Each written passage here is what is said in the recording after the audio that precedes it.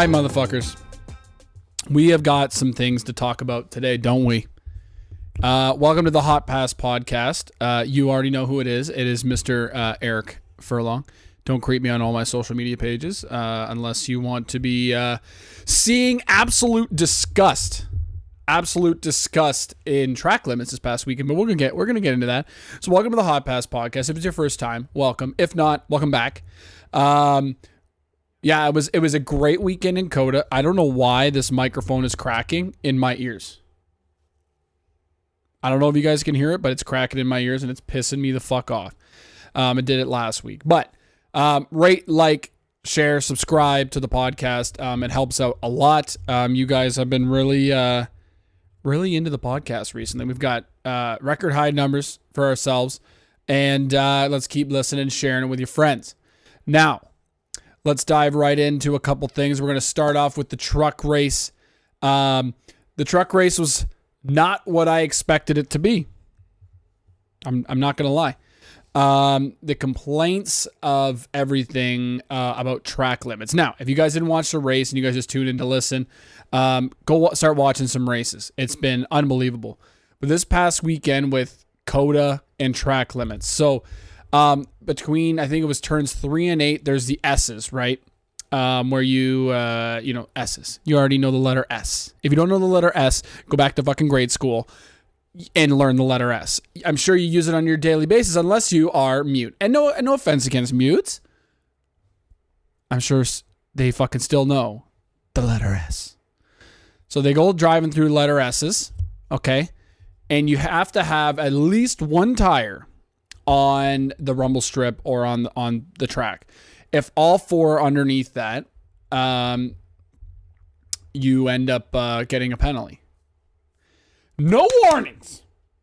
Not even a warning. You just get full on penalized. And their excuse for NASCAR's excuse is what we told you in driver meetings. You have to keep it on there. Dude, unbelievable bullshit. Okay, we'll get into the Xfinity race in a second. Now, did I believe Kyle Larson and everything Kyle Larson said about this Connor Zilic 17-year-old kid? He should smoke the field. He was the fastest in practice. He was the fastest in qualifying. He gets the pole. Yeah. If I would have stuck with my bets that I always take and don't listen to anybody the fuck else, we would have cashed big. But it's not always just about betting. I have issues with track limits mainly because it's hindering the race. In the Cup race, Chase Elliott missed the first turn in the S's and then had to cut the course because he got loose and got penalized. What else is he supposed to do? What else are you supposed to do if you miss the S's? Or if you get loose? What else are you supposed to do? Where else are you supposed to go? Like, I don't understand. And imagine if you're a 17-year-old kid, Connor Zilic. Now, yeah, I had money on him, but that doesn't make me biased. Maybe it makes me a little biased. But it's your first fucking race in the truck series. Some guys, it's their first ever, like Lane Riggs, it's his first ever time turning right in his life. He's been a short track guy his whole entire life, and you're not even giving out warnings. We're just penalizing you immediately and fucking your entire day. I don't understand. Now, Corey Heim absolutely dominated the truck race. Does it surprise me? No. But you really took a lot of good trucks out of contention by penalizing them all the fucking time. And really, it frustrates me. It frustrates a lot of people. And if you're a bettor, it's tough to handicap against. And it's just very, very, very frustrating. I mean, I don't have any like statistical data to back up anything I'm saying other than to watch it is very frustrating. I mean, I can't imagine if you're at the track and you don't have the headsets or whatever to listen to what's going on in the broadcast or anything, and you're sitting there like, why did the guy that was just running top 5 end up getting put in the back? And then if it's your first race, you're sitting there like you're trying to cheer for a guy and he just keeps getting put to the back of the field. Now, if it's blatant, send him back. They showed Connor Zilic by like an inch cutting the S's. Multiple guys. They didn't show Nick Sanchez getting penalized, cutting the S's. And you're sitting there like, I want to see it. I want to see the video. If it's fucking inches, give him a warning. If it's blatant, then penalize him. But every time, I'm pretty sure every time they showed us a video, it was literally, a photo was literally fucking inches. Fucking inches. If anything, penalize the guys in the Cup Series. They've been doing this for years. Penalize them because of inches. Not fucking guys that are just coming up and sometimes it's their first time racing on a road course. First time turning right in their fucking life in a race car. Or a race truck. Insane, dude. So Corey Heim obviously goes and dominates the race. Doesn't surprise me at all. He's been a very good road course racer. He's been a very good racer in general. Had a bit of a slow start this year. It's nice to see the guy win, but at the same time, ultimately forever on the hated list on this podcast because I'm a fan of Grant Enfinger. Grant Enfinger should have won the championship, and you had a hissy fit at Phoenix last year. So you're still dead to me. I fucking don't like you.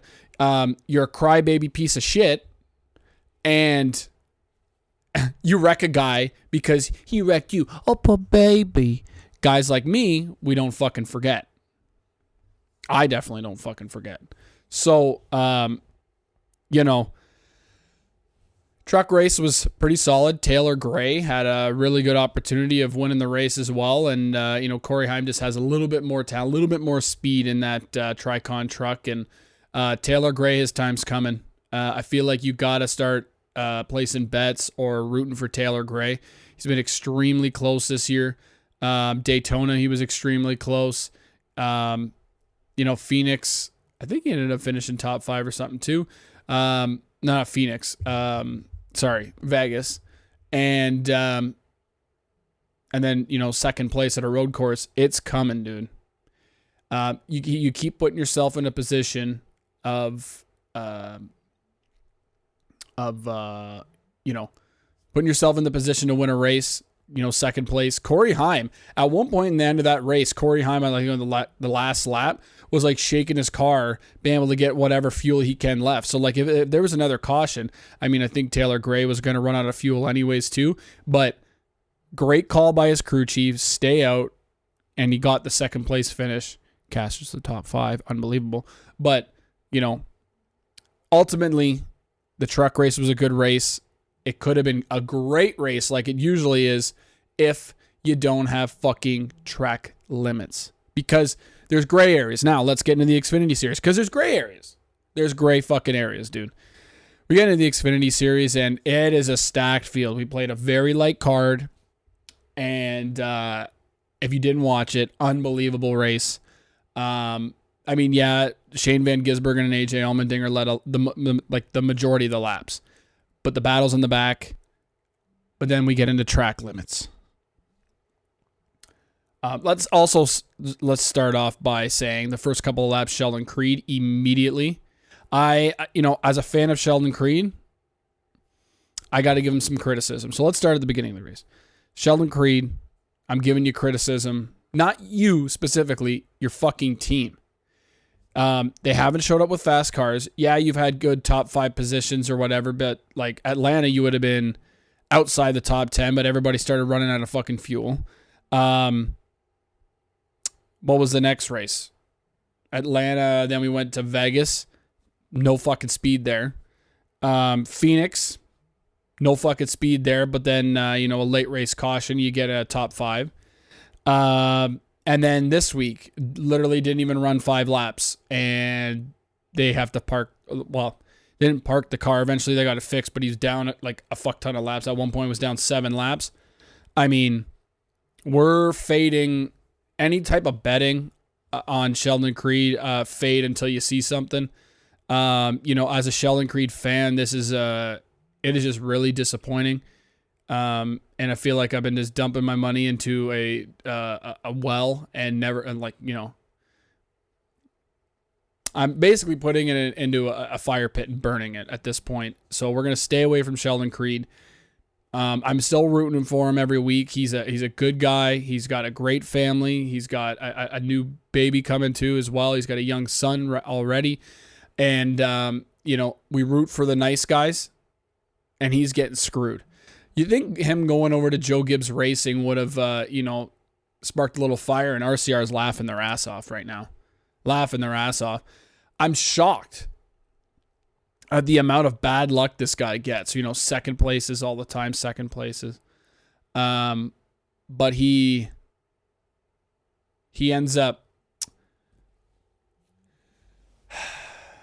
I'm just taking a deep breath just because it really frustrates me.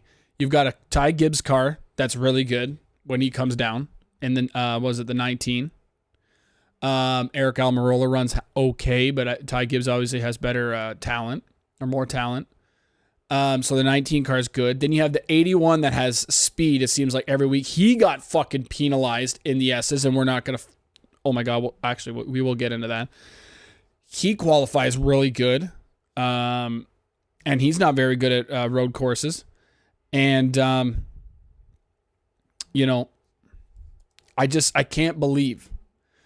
Is there another car? I think there's another car, but it's pretty fucking irrelevant. But I just cannot believe what they're bringing to the track. And it's not Sheldon Creed. It's no fault of his own. It's literally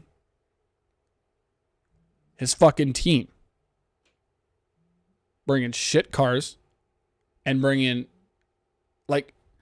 Joe Gibbs Racing is supposed to be the top tier.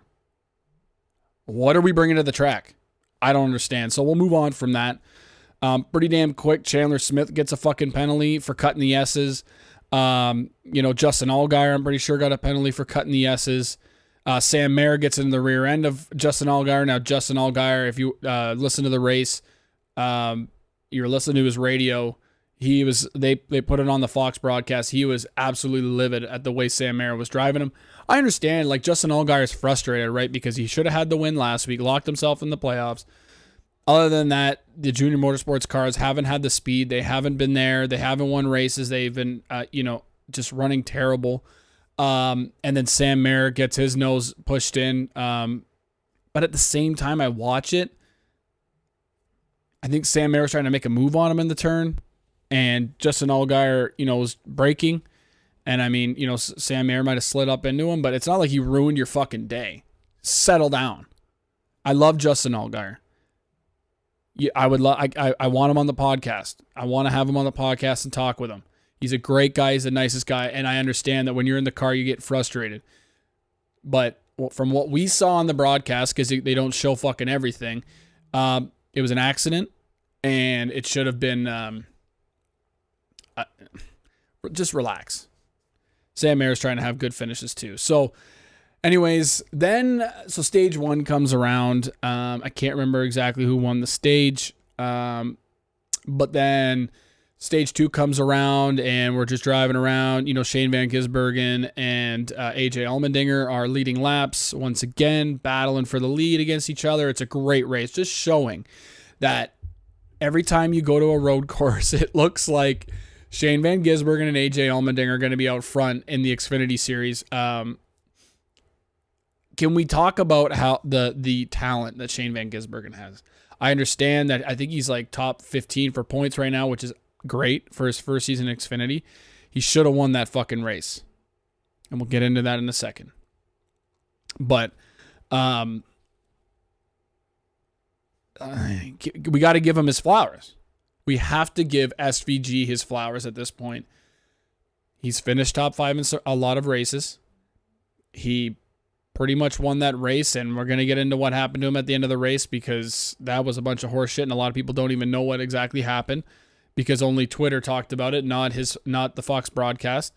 And we got to start giving him his flowers. This guy's uber talented, and I feel like all these quote-unquote fucking professionals NASCAR are like Steve Letarte, from Dirty Mo Doe and works for Junior Motorsports or whatever, or Dirty Mo Media or whatever, and does NBC stuff.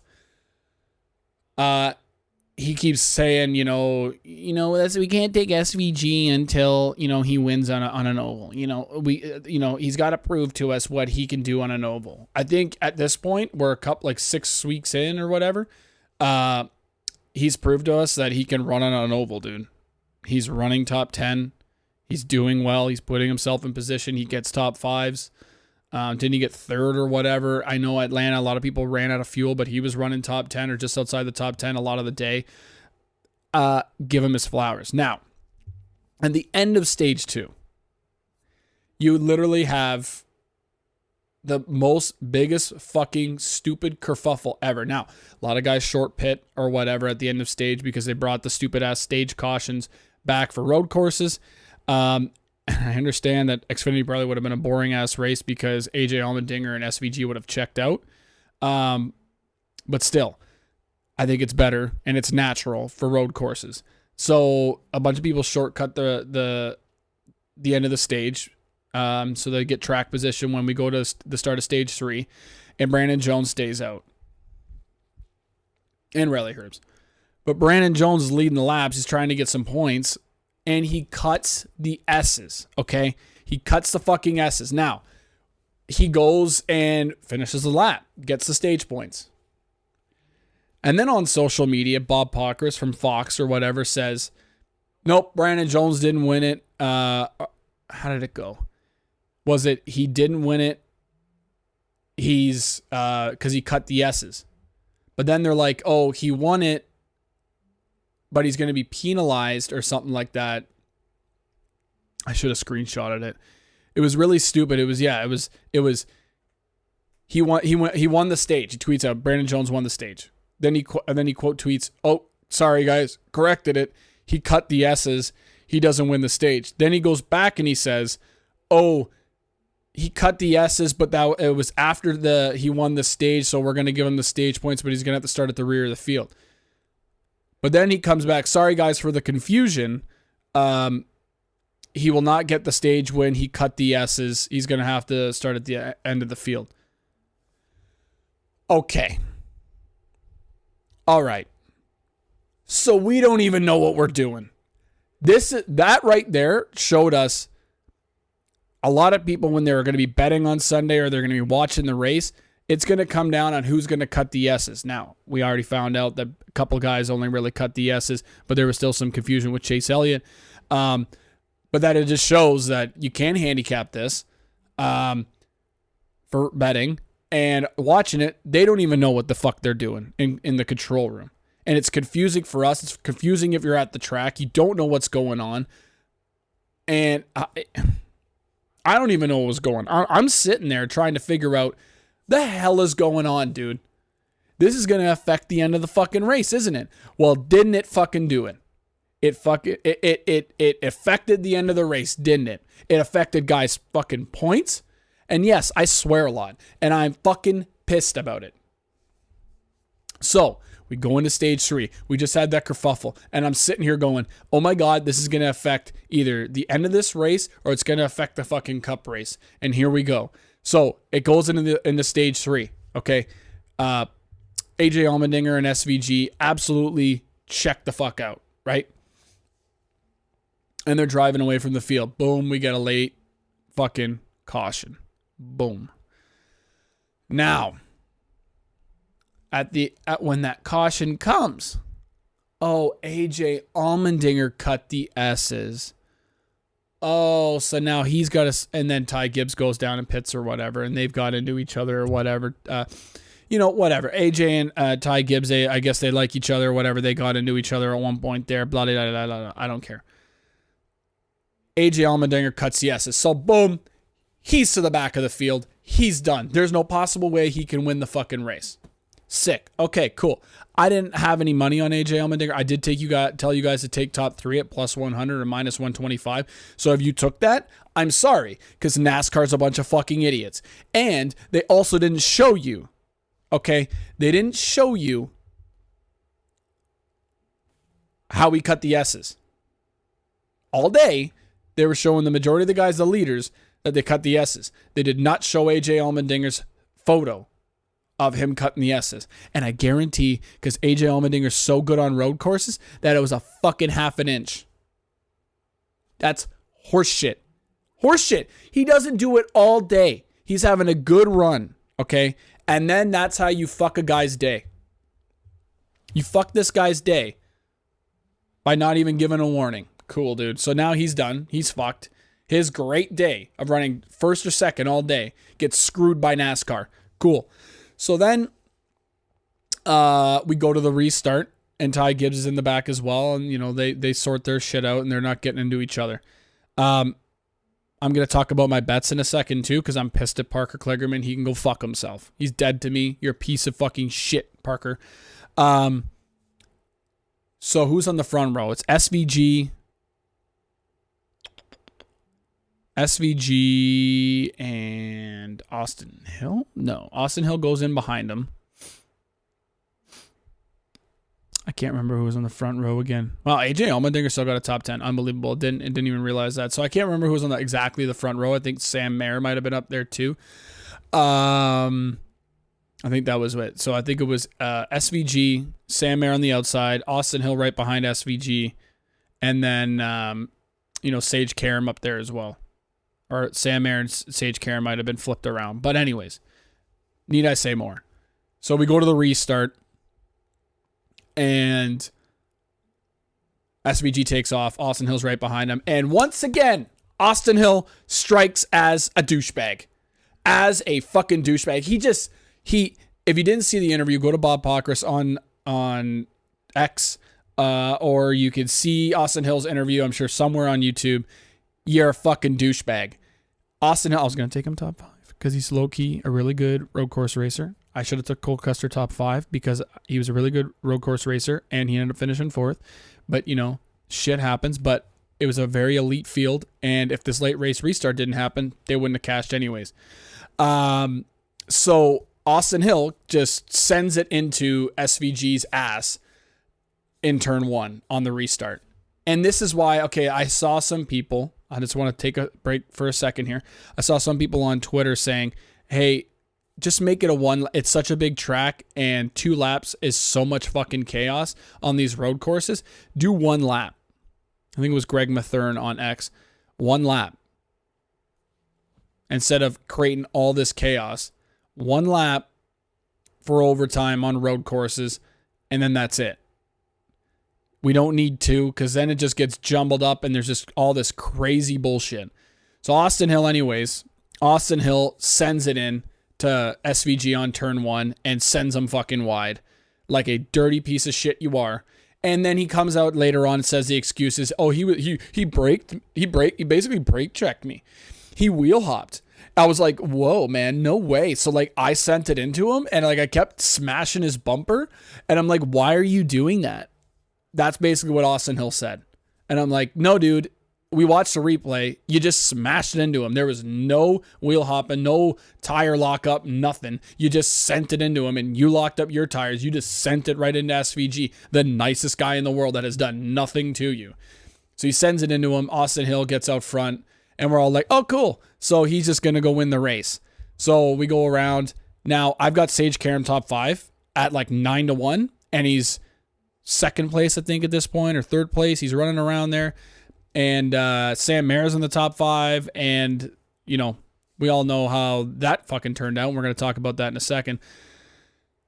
Let's talk about it now before we get to the end of the race. We go to the second lap of overtime. They take the white flag, and I think we're going through the S's, or we're getting closer to the S's. And Parker Kligerman just sends it into Sage Karam and turns him around. Literally for no fucking reason.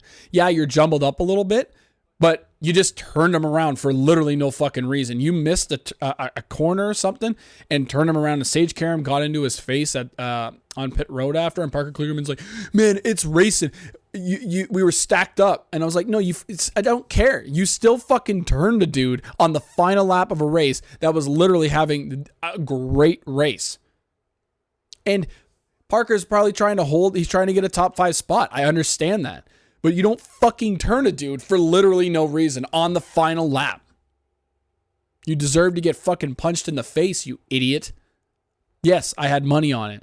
Yes, it would have cashed an insane amount. But these guys driving each other fucking dirty. It's overtime finishes all weekend that screwed us. And track penalties and guys driving like idiots and being aggressive. I understand that's NASCAR. I totally understand it. But for Xfinity, overtime has been my killer. Has been my kryptonite. And it's been really, really frustrating because you get chaos. You get absolute chaos with a lot of these guys that just don't give a flying fuck. So anyways, fuck Parker Kligerman, you're dead to us. So then we go to the end of the race and, we can see it come. Kyle Larson's coming. He's running third. He's catching up to these guys. He's on fresh tires. Who would have saw that coming?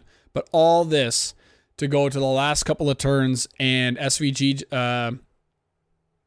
what was it? Yeah, SVG sends it into Austin Hill when he gets an opportunity and pushes his nose in. You deserved it, dude. You sent it into him on turn 1 in overtime. So SVG pushes his nose in on the rear bumper of Austin Hill, sends Austin Hill wide, and then Kyle Larson with the fresh tires goes and wins the race, right? Well, obviously, SVG finishes second. Austin Hill finishes third. Austin Hill's crying, playing victim. Oh, you baby. I cannot wait till Austin Hill gets to the Cup Series. Somebody bigger than him, somebody with more experience, teaches him a fucking lesson and punches him right in the fucking face. Like, oh my God, woe is me. Oh my God, I am so the victim of everything. I'm sure in a relationship with his wife, I'm going to bring it up. A relationship with his wife, he just is sitting there. Anytime he does anything wrong, babe, why are you attacking me? Deep inside, the way he acts is so liberal, dude. Why are you attacking me? Why are you hurting my feelings? Why are you always coming at me? Okay, I'm not the issue. It's you. Okay, I'm perfect. I'm number one. I pay the bills. I do this, so you need to do that. I feel like that's Austin Hill, dude. Austin Hill also sits down when he pees. How about that? Austin, I can't imagine you being anybody being a fan of Austin Hill at this point. How, dude? How? He continuously drives people dirty and cries and complains when he is 1,000% in the wrong. The whole team of RCR, I don't understand how you can be a fan of them. And they back their guy up every time, which I understand. It's your driver. But this guy's a fucking idiot. He's literally the biggest idiot. Well, then we come to find out, oh no, SVG doesn't finish second anyways because SVG cut the fucking S's at the end of the race. I'm assuming it was the last lap. We didn't really get I didn't see exactly if it was on the first lap of overtime or the final lap of the whole entire race. So the second lap of overtime. They didn't show us a photo. And imagine, now, the lines for betting were extremely juiced for him to finish top 3, so I'm assuming nobody took it. But if you had, like, him to win a group, you lost that. And you didn't really get a photo or some explanation. Now, it seems, it's not fishy, but it just seems ridiculous that you don't show evidence of what he did. You just say it. I mean, I would assume that they're not doing that, but I just can't believe they did that to SVG, man. I mean, great run all day. You don't show us evidence of him cutting track limits. I'm guarantee it was barely anything. And this is why I'm going to say track limits. Get the fuck rid of them. You're ruining people's days. You're not giving out warnings. And it's not even, if it's not egregious, you don't give a penalty. Well, we told him in the meeting before the race, the driver meeting. Like, you fucking know. That's what NASCAR is saying. You know about track limits. Come on, man. We fucking told you. Track limits are number one. And we told you about them in the fucking drivers meetings, and there's nothing we can do about it. You're not abiding by our rules. Okay? Track limits are number one. What don't you understand about track limits? Are you fucking crazy? This is insane. Things need to be done. Okay? Rules must be followed. You know what this reminds me of is the lady, I think it was in Harry Potter 5. Okay, this is the ADHD through the max. Harry Potter 5, the lady, Professor Dolores for the dark arts. Okay, she's wearing all the pink and she creates all the rules. That's NASCAR. How about that? NASCAR officials at COTA are Professor Dolores. Okay, working for the Ministry of Magic, going in there to Hogwarts and creating all the rules and ruining all the fun for everybody. That's what she is doing. Clip that, put it on fucking Instagram. Track limits can suck my dick. Dude, I'm a crazy person. The fact that I just did that came out the top of this head. I didn't even write that down. We don't even have notes. And I tweeted out earlier in the week that I'm going to get better at race with notes, but I'm just flying off the cuff because all I'm talking about is track limits. So basically what we've covered so far is fuck track limits, and Austin Hill's an utter piece of shit. And don't believe anything Kyle Larson says about a 17-year-old and how good he is, because he's going to fuck it up on the first race. Also, for betting, just listen to me. I got to make sure that I continuously say every week when it comes to betting for NASCAR, don't listen to anybody. I listen to podcasts because I love listening to my boys that I'm buddies with on social media and their betting podcast. Shout out to Lay and Coin Podcast. Shout out to Dale Tanhart for his insight on NASCAR. Greg Mathern from Win the Race. Ryan at iFantasy Race. I also listen to the NASCAR Gambling Podcast on the Sports Gambling Podcast Network as well. Those guys are great. But I listen to them, and then those bets... the ones that I take from them don't cash, and then all the ones that I have said usually cash, and then it cuts into my profits or makes me fucking negative. So I got to just start learning to just listen to myself, because a prime example was Connor Zilic in the truck race. Xfinity race was no fault of my, that was me. But I barely took anything. I just took Ty Gibbs and Sheldon Creed, and we talked about Sheldon.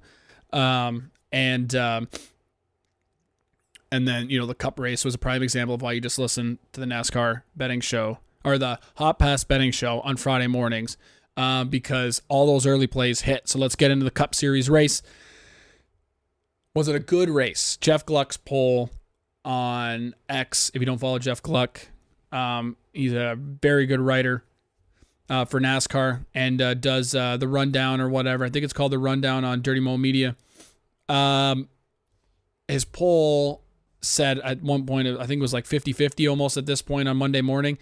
And I got to say, was it a good race? I'm 50-50 on it, so the poll seems about right.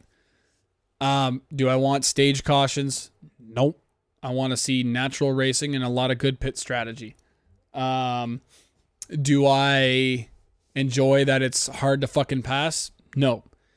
Do we have enough horsepower? No. Do we have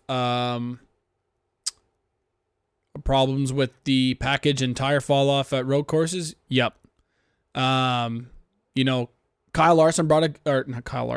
Byron brought a very good car to the track, but you can't catch him if you get clean air. There's no tire fall off, and it's the same thing we've been talking about at short tracks. You cannot, once you get the lead, that's the lead. And once again, hey, William Byron has got talent. I've got to give it to him. I'm still going to call him NASCAR's luckiest driver, but also his pit crew. He got the pole. We cashed on that. We got the pole, he got the pole, and then he ended up that number one pit stall. And Ross Chastain was a good pick. Alex Bowman was a good pick. Right there, and then it was just getting the lead, dude. It's getting the lead. It's pretty damn near impossible. So we've got to obviously figure that out. And I'm going to Watkins Glen in September, and I am just... Do I even stay? It's going to be a playoff race, so it's probably going to be pretty chaotic, so I got to stay for the Sunday race. But at this point, ARCA on Fridays and Xfinity on Saturdays, just continuously, and trucks whenever they're, there on a Friday, are just a better show, man. Definitely on road courses. I think this is the only road course the truck races are going to this year, because they took away Mid-Ohio, which is stupid. But, man, It's a way better show. I mean, we're just driving fucking single file. Like, it takes fucking laps and laps, and there's only like 2 or 3 passing places or whatever on the track. And if you don't make them there, you're following the guy all the way around. I feel like it was almost like F1. I saw some guys got William Byron at 12-1, and I feel like at this point you kind of have to take William Byron because he's going to qualify well at these road courses, and he's the real deal on road courses now. So let's get into the race. So William Byron gets the pole, Ty Gibbs second, and Tyler Reddick third. Now Tyler Reddick I told you guys to take him early because I thought he was going to have a lot of speed, which he did, but he had issues in practice.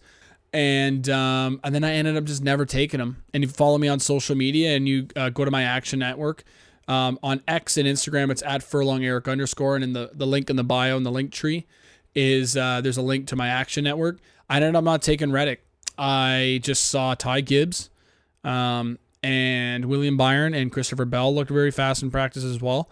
And I'm like, I don't think they have it. He said it at the Charlotte Roval as well, at Watkins Glen, that they just don't have the speed right now and they got some things to work on. What's the next road course? Sonoma? I think it's Sonoma. Don't take them there. Well, you got to wait till practice, but I think that they've fallen off a little bit. So so the race, anyways, let's get into it. The race starts and, William Byron gets the fucking lead and drives away. Now, early on, was it first fucking lap? Corey LaJoy is the idiot of Xfinity. Or of the Cup Series of the day. How many times you want to get into people, Corey LaJoy? Also, your spotter's a fucking retard. So they're on the first lap, and if you guys didn't see it, it was absolutely stupid. Corey LaJoy goes wide on the one turn, and Bubba Wallace is right next to him, and Martin Truex is out there on the outside as well, or vice versa on the Truex and Bubba stuff. But Corey LaJoy just comes up on the outside of the track off the turn, and then just door slams Bubba, and then gets right into Truex, and I thought it was going to fuck Bubba's day. He ends up finishing, I think, 15th. Let me just double check that. Bubba finishes 15th, Truex 10th. Unbelievable. And you're just sitting there like, what the fuck were you thinking, you dumb fuck? And this is what, so he gets a good qualify. And I was giving my praises to Spire for showing up fast, man. They continuously keep showing up faster and faster and faster. I feel like every week, but then they run into stupid issues like this. And Corey LaJoy, you're an idiot. The only I think his dad drove in the Cup Series for a while, but ran in the back a lot. People say he's got talent. The only talent I ever see is at super speedways. Other than that, you got nothing. Okay? You've got fucking money. You got sponsorships. Wow, congratulations. So does everybody else. So do a lot of other guys, and give them the opportunity in that 7 car. You see Carson Hocevar, he's got way more talent than you. I'm sorry to say it. I'm not. You know what? I'm not sorry. You door slammed 2 good cars immediately in the first lap for no reason. It almost fucked their day. Luckily, they finished way better than you. Where did Corey LaJoy finish?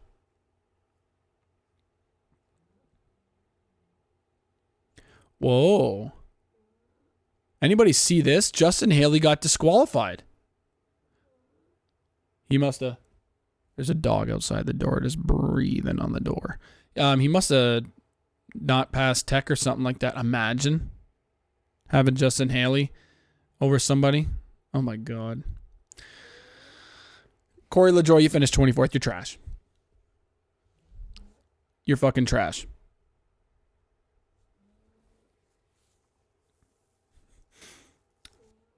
Need I say more?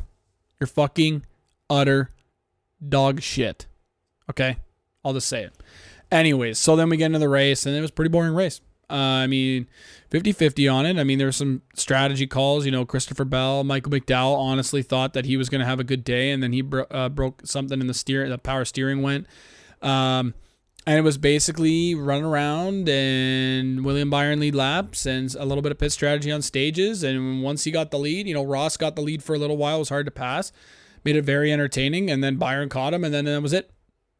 But at one point, Chase Elliott gets loose entering the S's. has to cut the 1S because he got loose and then gets penalized. Where did he finish? 16th. You screwed a guy's day. He was running top 10 and you screwed a guy's day because what else is he supposed to do? You missed the turn. Oh, and now I cut the S's. I understand he kept a spot, but how about this? Penalize him 2 spots or something. Let the 2 guys that are right behind him or the guy that's right behind him get the spot. In F1, they give, if you pass a guy and you cut the course or something, you get the spot back. So yes, he was in front of whoever it was, Truex or whatever, but I'll just use Truex as an example because I can't remember exactly who was behind him, but if it was Truex, let Truex get that spot. You cut the S's, give him the spot. Simple as that. Boom. Don't fucking penalize them. And make them go to the do a drive-through penalty. I understand. Luckily, it's a road course, so it's not going to hurt you as much. But if there was some sort of penalty, if it was like Bristol or something, you're fucked. Your whole day's done. I mean, luckily they finished 16th, but holy shit, man, you really screwed them. You really screwed them. I mean, Kyle Larson behind him, Cindric behind him, you know, and then obviously all the guys that usually finish in the back. So, unbelievable. I cannot believe these track limits. That's basically the gist of this whole podcast. I hope you guys enjoyed the races, the truck race and Xfinity race and Cup. I honestly thought it was going to be, hey, the Friday morning betting show was COTA Chaos. That's what I named it on the podcast. Well, it was fucking chaos. We got track limits. We got bullshit NASCAR just ruining the races. So, you know, a lot of guys got hurt by these track limits, and this might be like I'm beating a dead horse here, but I'm done with it. So I think we're going to Richmond this week. I've got no early plays for you guys. I hope you guys enjoyed the podcast. It was a little chaotic, like always. That's what I bring to the Hot Pass podcast, to my own podcast, is just chaos. Chaos like the fucking track. But you get a raw opinion, right? I like taking notes sometimes, and I'm going to get better at that, of what's gone on in the races. But then I just get so into the race, and I'm losing my mind. So hopefully you guys continue to enjoy the Hot Pass podcast. Continue to share it with your friends. Hopefully we make bags at Richmond. We're going to a little bit of a normal racetrack again. Also, I should talk about my bets just for a second. We cashed everything early on. Every head-to-head hit. That was easy money. If you took only head-to-heads, I mean, all the guys, the road course ringers, fucking made bags on the Cup Series. So that's been the Hot Pass podcast. We've got the Kyle Steckley interview coming out this Wednesday. He ran this past weekend and ended up finishing, I think he ended up having a drivetrain issue or something like that, but qualified inside the top 10. Had a good day. Drivetrain issues obviously have his screwing him. That's just that was this weekend for a lot of guys, whether it was in the Cup Series or being Kyle Steckley, you know, car issues or NASCAR fucking you. So that's going to come out Wednesday, first thing in the morning, 5 a.m. Eastern time. And then we've got the Friday morning betting show coming out for Richmond. So I think it's Xfinity and Cup this weekend. I think no trucks. No trucks. They're going to be back at Martinsville the week after. So we got some short track racing. It's going to be probably pretty boring. Probably not going to be able to pass. Don't expect to see what we saw at Bristol. But at early plays, I feel like you got to take Ty Gibbs, and 2311 led a lot of laps here last year. Shocking, I know, and their finishes don't seem to be it. And Ryan from iFantasy Race and I have already talked about it this morning on Monday morning. Yeah, I feel like you guys got to take them now. If you get plus money on Bubba Wallace top 10, I'd be taking that as well. Bubba's a really good short track racer at this point. Definitely on certain tracks. Definitely Richmond showed it last year. So the speed of those 2311 cars, they've got speed. Bubba ended up finishing 15th after spinning around like twice, getting door slammed early on. They've got speed. Got speed. How about that? So enjoy. I hope you enjoyed it. We'll talk to you guys later. We'll Wednesday morning, Kyle Steckley interview, and then obviously every Friday, the Friday morning betting show. Follow me at @FurlongEric_ on all my social media. Go to the Action Network to see any early plays. You have to follow me early. I'm always tweeting out and posting on my Instagram every day of my early plays. before practice and qualifying if I see any value. So follow me at @furlongeric_. Remember to rate, like, share, subscribe to the podcast. I always have the YouTube videos up, usually about a day later. So HOT PASS Podcast on YouTube. And we'll talk to you guys later. Enjoy the interview on Wednesday, and we'll see you guys on Friday. Enjoy your week. See ya.